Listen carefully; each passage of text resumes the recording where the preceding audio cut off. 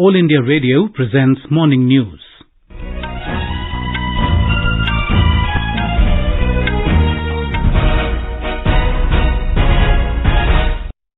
Good morning, I'm Sunil Verma and with me is Subhadra Ramachandran. The headlines.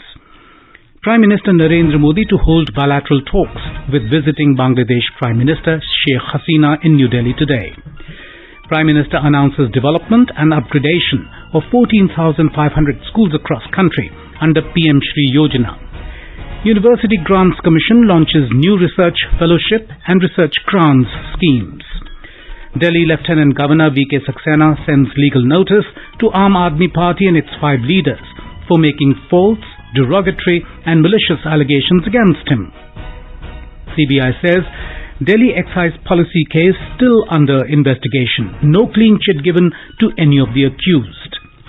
Liz Truss to be sworn in as 56th Prime Minister of the United Kingdom today. At least 46 people killed in an earthquake in southwestern Sichuan province of China. India beat Bhutan 3-0 in their opening encounter of SAF Under-17 Championship in Colombo. And in Asia Cup cricket, India to take on Sri Lanka in their must-win Super 4 game in Dubai this evening.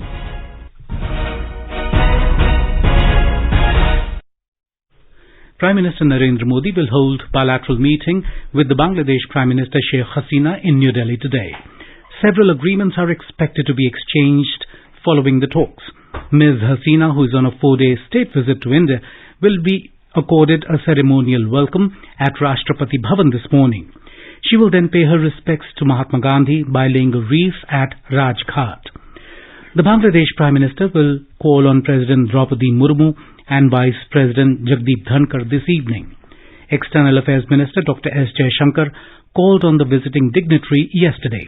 Our correspondent takes a look at the ties between India and Bangladesh.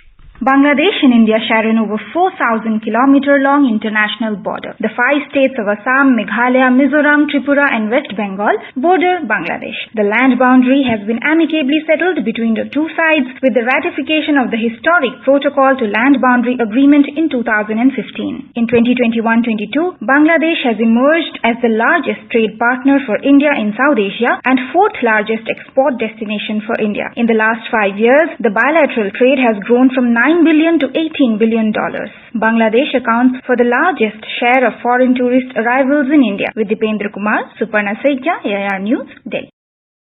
Prime Minister Narendra Modi has announced a new initiative, the Pradhan Mantri Schools for Rising India PM Shri Yojana. Under the scheme, development and upgradation of 14,500 schools will be done across India. In a series of tweets, the Prime Minister said the PM Shri schools will become model schools which will encapsulate the full spirit of national education policy. He said the PM Shri schools will have a modern, transformational and holistic method of imparting education. Mr. Modi said that he is certain that these schools will further benefit lakhs of students across the country in the spirit of national education policy. He said emphasis will be given on a discovery-oriented, learning-centric way of teaching. On the occasion of Teachers' Day yesterday, the Prime Minister interacted with the winners of National Teacher Awards 2022 at his residence in New Delhi. He stressed on the need to imbibe the national educational policy in such a way that the government document turns into the basis of the students' lives. Mr. Modi said, have a monumental role to play in the implementation of the policy. राष्ट्रीय शिक्षा नीति बनाने में हमारे देश के teachers का बहुत बड़ा रोल रहा है. लाखों की तादाद में टीचर्स ने कंट्रीब्यूट किया है इसको बनाने में. पहली बार देश में इतना बड़ा मंथन हुआ है. जिन टीचर्स ने इसे बनाया है उन टीचर्स का काम है कि उसको सरकारी भाषा वगैरह बच्चों के लिए काम नहीं आती है. आपको माध्यम होना होगा कि सरकारी ये जो डॉक्यूमेंट है वो उनके जीवन का आधार कैसे बने. मुझे उसको ट्रांसलेट करना है. मुझे उसको फुल स्टॉप कॉमा के साथ पकड़ते हुए भी उसको सहज सरल रूप में उसको समझाना है. President Draupadi Murmu conferred national awards to 46 selected teachers yesterday. The President said, education is one's mother tongue, inspires students, and the new Education Policy 2020 focuses on this aspect. The University Grants Commission has launched new research fellowship and research grant schemes on the occasion of Teachers' Day. They are Savitribai Jyotirao Phule Fellowship for Single Girl Child, Dr. Radhakrishnan UGC Postdoctoral Fellowship, Superannuated Faculty Members Fellowship, Research Grant for In-Service Faculty Members, and Dr. D.S. Kothari Research Grant for newly recruited faculty members. Speaking on the occasion, UGC Chairman Jagdish Kumar said UGC had formed a committee to review all these schemes. On this day, UGC has decided to announce research fellowship and research grant schemes. Friends, you know that UGC has been giving from time to time research grants and different kinds of fellowships to enable the research ecosystem in our universities across the country. Some time ago, we formed a committee to review all these schemes and come up with more focus on research schemes and fellowship schemes. As a result of that, now we have 5 schemes that are going to be announced. Delhi Lieutenant Governor V.K. Saxena has sent a legal notice to Aam Aadmi Party and its 5 leaders over their false, derogatory and malicious allegations of corruption against him. These AAP leaders are Atishi, Durgesh Pathak, Saurabh Bhardwaj, Sanjay Singh and Jasmine Shah. They have made allegations of corruption against Lieutenant Governor, linking him to a 2016 case pertaining to Khadi and Village Industries Commission, KVIC. The legal notice requires the AAP leaders to comply with the requisitions within 48 hours of the receipt of notice. The Central Bureau of Investigation, CBI, has said that the Delhi Excise Policy 2021-22 case is under investigation and no clean chit has been given to any of the accused. In a statement, CBI said the mischievous and misleading statement of Delhi Deputy Chief Minister Manish Sisodia, who is one of the accused in the excise policy case, is an attempt to divert attention from the ongoing investigation. The CBI has also strongly refuted Mr. Sisodia's allegation that Deputy Legal Advisor in charge of the prosecution in CBI, Jitendra Kumar, committed suicide because he was pressurized to make a false case against him. The agency said the allegation of Mr. Sisodia is mischievous and misleading. The CBI said, as per the Delhi Police, which is conducting an inquest into the death of Jitendra Kumar, the officer has not held anyone responsible for his death in his suicide note. Talking to AIR News, BJP MLA in Delhi Assembly Vijendra Gupta said that spreading lies about a case which is under investigation is a serious matter. CBI जांच कर रही है, central bureau of investigation. वो इतने गंभीर मामले में इसको मैं हस्तक्षेप मानूंगा सीबीआई की कार्यवाही में, कानूनी कार्यवाही में हस्तक्षेप मानूंगा। और ये एक और बड़ा गंभीर अपराध है कि झूठ फैलाकर वो इस जांच को डीरेल करना चाहते हैं और स्वयं अपने आप ही क्लीन चिट दे दी और फिर साथ में ये भी कहते हैं कि अभी तो हमें गिरफ्तार किया जाएगा। तो ये क्या माजरा है, ये क्या नौटंकी इन्होंने मचाई हुई है कि देश के कानून से जो खिलवाड़ हो रहा है, चोरी और सीना चोरी, ये तो नहीं चलेगा, ऐसा तो नहीं हो सकता, कानून का राज है यहाँ। You are listening to the morning news on All India Radio. A reminder of the headlines before we move on. Prime Minister Narendra Modi to hold bilateral talks with visiting Bangladesh Prime Minister Sheikh Hasina in New Delhi today.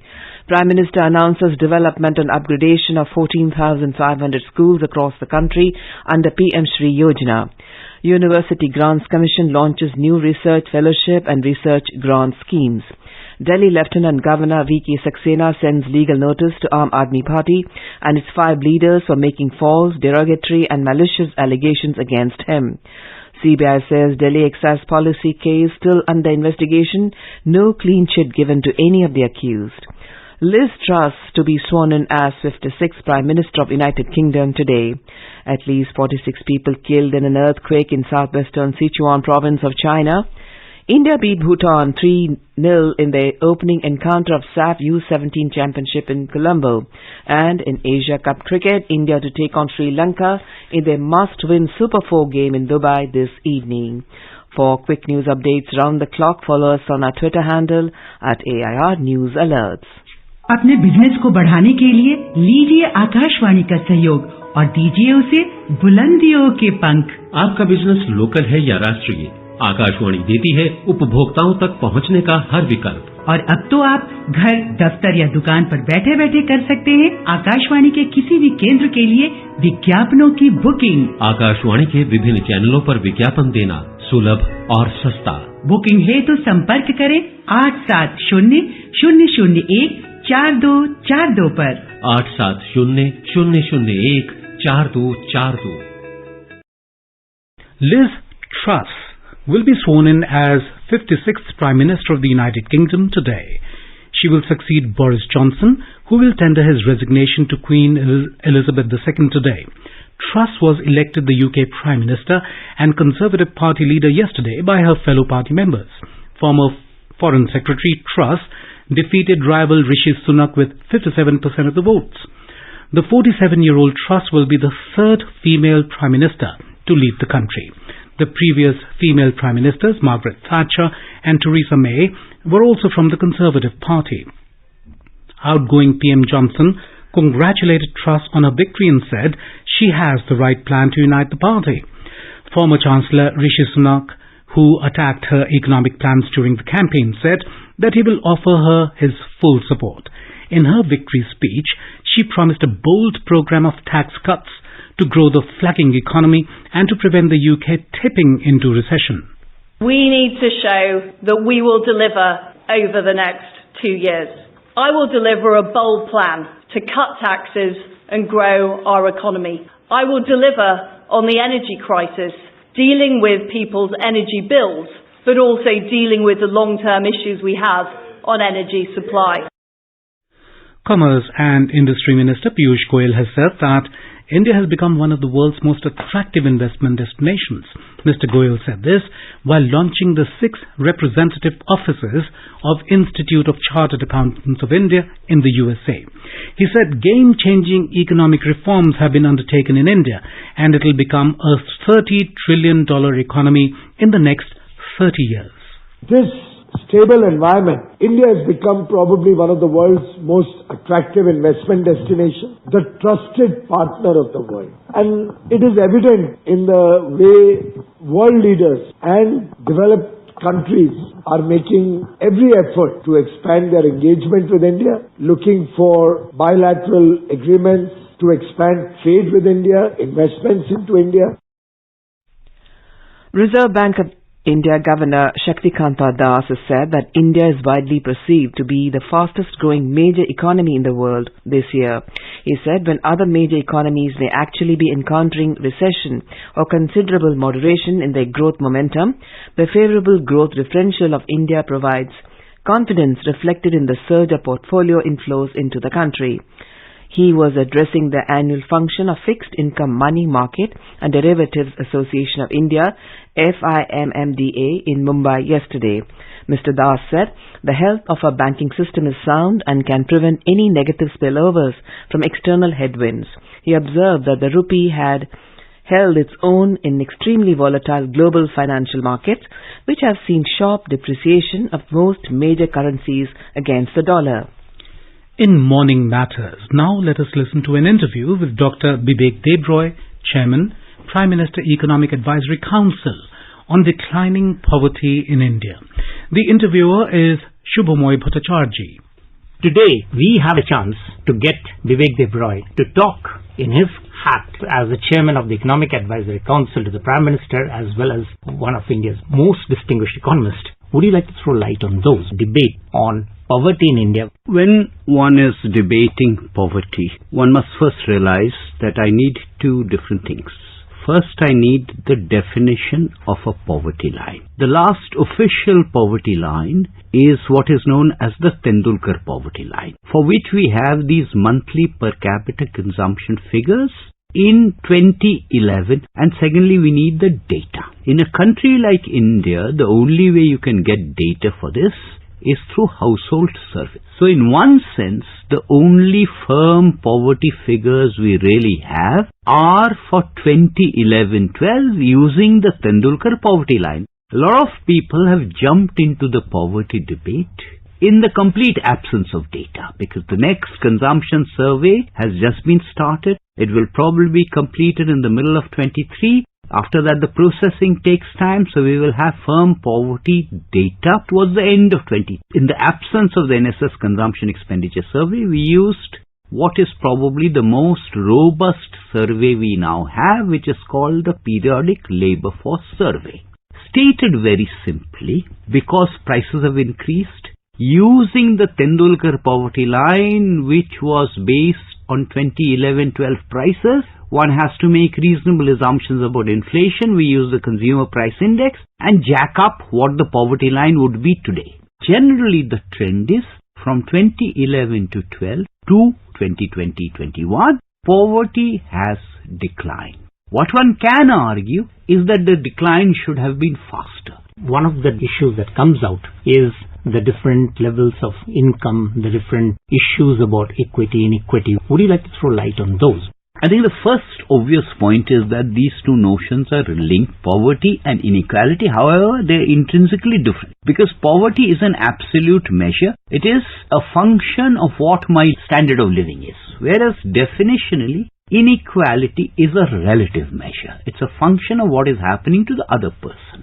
There are two different notions, and I prefer to look at them differently. One is inequity and the other is inequality. When I use the word inequity, I mean that everyone must have equitable access to physical infrastructure, social infrastructure, financial inclusion, markets, technology, education, everything.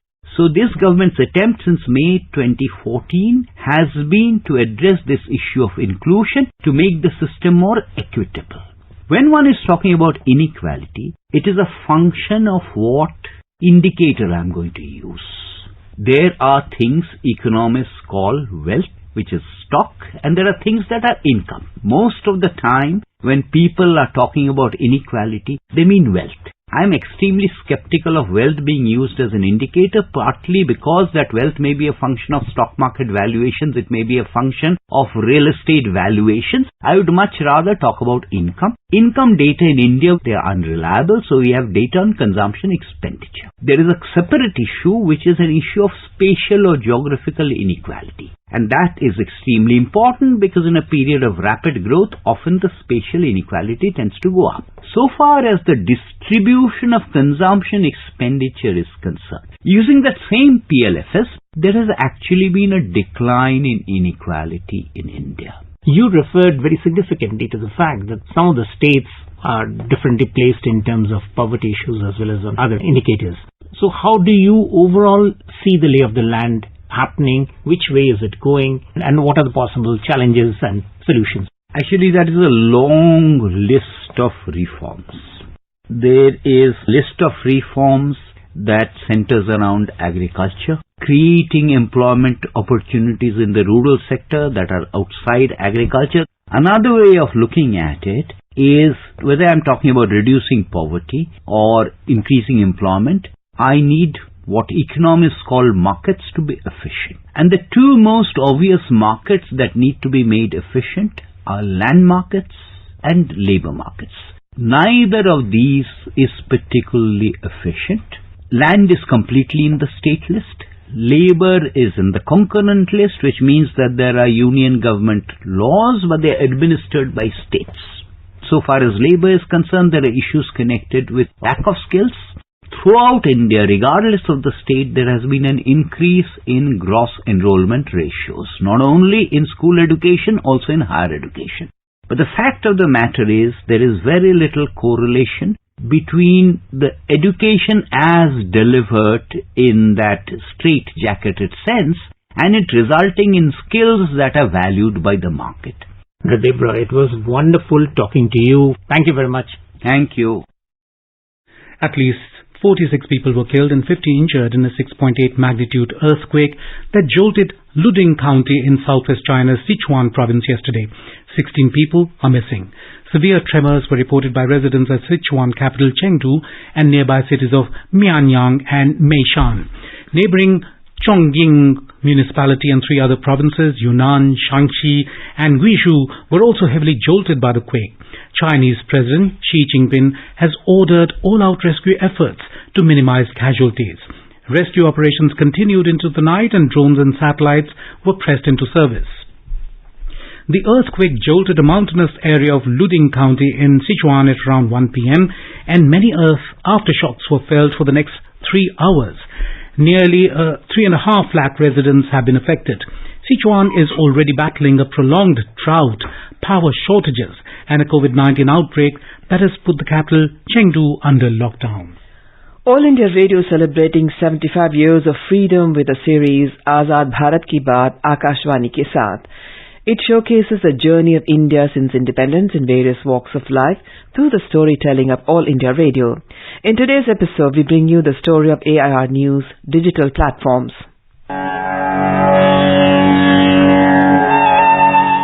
The continued trust by listeners in AIR has become stronger thanks to the contribution of the robust digital presence of AIR built lately. All India Radio has been providing news updates on various digital platforms like Twitter, YouTube, app, website, Facebook, Instagram and Co., along with the traditional means, thereby making it the ubiquitous medium to access trustworthy news.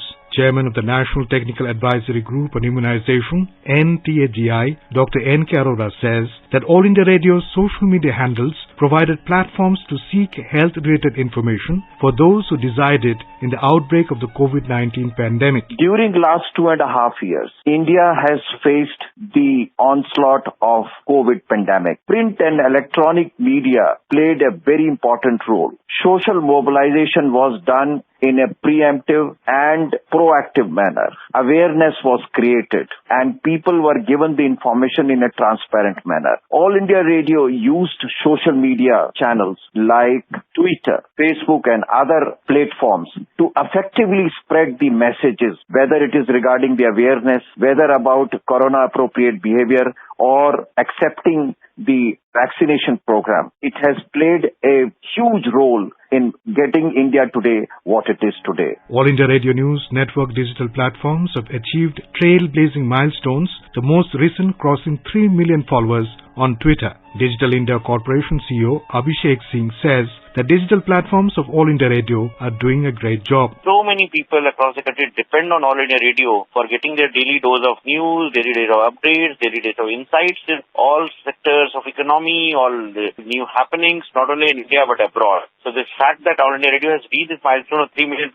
is no surprise. I am hopeful and I am confident that All India Radio will continue to provide news and updates to all people across the world through its radio network as also its social media channels. In November 2021, AIR launched a new program called AIR Next to offer youth a platform to air their voices as part of the ongoing Azadi Ka Amrit Mahotsav celebrations.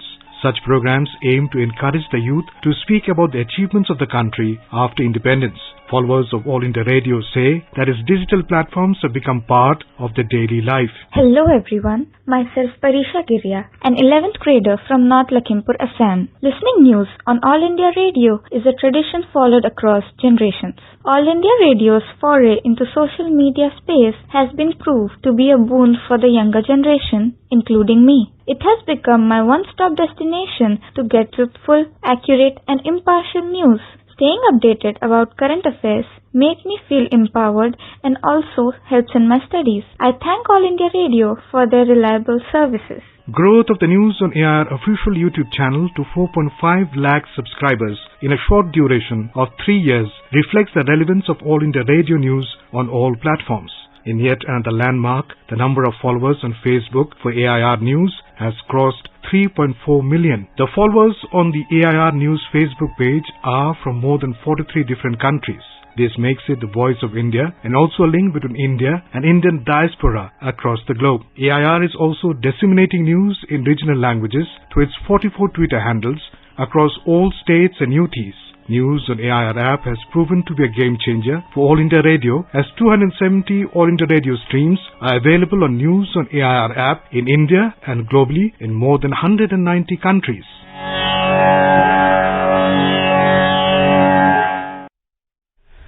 Azad Bharat Ki Baat Akashvani Ke Saath can be accessed on @AIR News Alerts on Twitter, News on AIR official YouTube channel, News on AIR app, Facebook and Instagram handles. Going over to sports now. In football, defending champion India started their SAF Under-17 Championship campaign with a 3-0 victory over Bhutan in Colombo, Sri Lanka yesterday. Indian striker Thalanglal Gangte scored 2 first-half goals to put India in a commanding position before captain Vanlal Pekka Geete added a third after the restart to complete the victory. India Under-17 boys will next play Nepal on Friday. Indian team have been clubbed in Group B alongside Bhutan and Nepal, while Bangladesh are in place in Group A along with Sri Lanka and the Maldives. In the Asia Cup T20 cricket, India will take on Sri Lanka in their must-win Super 4 game at the Dubai International Cricket Stadium today. The match will start at 7:30 p.m. Indian time. All India Radio will broadcast a running commentary on the match in Hindi and English. In US Open tennis, Australian Nick Kyrgios stunned defending champion and top seed Daniil Medvedev to enter the men's singles quarterfinal for the first time. He will now face another Russian, Karen Khachanov, in the last 8 clash tomorrow. Khachanov defeated 12-seed Spanish Pablo Carreño Busta in the round of 16. Andrei Rublev of Russia knocked out Britain's Cameron Norrie to reach the quarterfinals. America's Francis Tiafoe beat 22nd-time Grand Slam champion Rafael Nadal in the third round. In women's singles, Tunisia's Ons Jabeur advanced to the quarterfinal for the first time with a victory over Russian Veronika Kudermetova. She will face unseeded Australian Zhila Tomalinova in the quarterfinal today, who ended the career of Serena Williams in the third round. American Jessica will face Polish top-seeded player Iga Swiatek. The IMD has issued red, orange and yellow alerts in Kerala. Excuse me, I beg your pardon. In view of forecast of heavy to extremely heavy rainfall today and tomorrow. Red alerts have been issued in 4 southern districts, Thiruvananthapuram, Kollam, Pathanamthitta and Idukki. Orange alerts are in place for Alappuzha, Kottayam and Ernakulam. The department has issued yellow alerts in the remaining 7 districts of the state besides the Union Territory of Lakshadweep. In Karnataka, copious rainfall continues to batter Bengaluru, resulting in flooding in many areas yesterday too. Bruhat Bengaluru Mahanagara Palike said the city received the second highest rainfall this year since 1971. From June 1st to September the 5th, the city received 709 centimeter rainfall, which is the second highest since 1971. The incessant rains have affected Bomanhalli, Mahadevapura and east zones of the city. Belandur area turned into rivers due to the heavy downpour. Halasuru, Jeevan Bhima Nagar, Shivaji Nagar, MG Road and Majestic were also inundated. The Met Department has forecast heavy rainfall for Bengaluru till 8th of September due to upper air cyclonic circulation above Kanyakumari. And now an overview of today's newspapers. Liz Truss being named UK's next PM appears on the front page of most dailies. Rishi loses Truss vote. Headlines at Times of India punning on the word trust. The government has decided to rename New Delhi's Rajpath to Kartavyapath, reports the Asian Age. This is one more step towards abolition of symbols reflecting colonial mindset, as stressed by Prime Minister, writes the paper. Government calls Wikipedia officials after its webpage on cricketer Arshdeep was hacked, reports the Tribune. The Indian Express quotes his parents as saying storm over dropped catch will make Arshdeep stronger. In the backdrop of the death of industrialist Cyrus Mistry in a car accident, the Times of India reveals that 6 airbag feature is present in fewer than 10% of cars on Indian roads. India accounts for 10% of all road deaths in the world, writes a paper. And finally, Delhi police nab a man who could be India's most prolific thief with over 5,000 thefts to his name, reports the Hindustan Times. And now, before we end the bulletin, the headlines once again. Prime Minister Narendra Modi to hold bilateral talks with visiting Bangladesh Prime Minister Sheikh Hasina in New Delhi today. Prime Minister announces development and upgradation of 14,500 schools across country under PM Shri Yojana. University Grants Commission launches new research fellowship and research grant schemes. Delhi Lieutenant Governor B.K. Saxena sends legal notice to Aam Aadmi Party and its 5 leaders for making false, derogatory and malicious allegations against him. CBI says Delhi excise policy case still under investigation. No clean chit given to any of the accused. Liz Truss to be sworn in as 56th Prime Minister of United Kingdom today. At least 46 people killed in an earthquake in southwestern Sichuan province of China. India beat Bhutan 3-0 in the opening encounter of SAF Under-17 Championship in Colombo, and in Asia Cup cricket, India to take on Sri Lanka in their must-win Super 4 game in Dubai this evening.